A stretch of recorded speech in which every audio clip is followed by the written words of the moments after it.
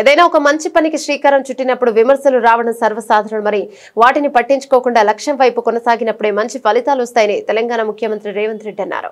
హైదరాబాద్ నగరంలోని చెరువుల పరిరక్షణ కోసం Hyderabad roads and buildings authority ఏర్పాటు ఆలోచన చేసినప్పుడు కూడా తనపై ప్రారంభంలో విమర్శలు వచ్చాయని ఆయన గుర్తు చేశారు. బతుకమ్మ పండుగను పురస్కరించుకుని అంబర్పేటలో సుదీర్ఘకాలం కబ్జాలకు గురైన కనుమరుగైన బతుకమ్మ కుంటను పునరుద్ధరించిన తర్వాత ఆదివారం ఆయన ప్రారంభించారు. సందర్భంగా ఏర్పాటు చేసిన సభలో సీఎం మాట్లాడారు. ఒకప్పుడు ఆనవాలు కూడా లేకుండా పోయిన బతుకమ్మ కుంటను తిరిగి పునరుద్ధరించడం ఒక గొప్ప మైలురాయి అని రేవంత్ రెడ్డి అభివర్ణించారు. 7.15 కోట్ల వ్యయంతో 14.16 ఎకరాల విస్తీర్ణంలో హైడ్రా చేపట్టిన పనులను ఆయన అభినందించారు. కార్యక్రమానికి బతుకమ్మలతో హాజరై స్థానిక మహిళలు ముఖ్యమంత్రికి ఘన స్వాగతం పలికారు.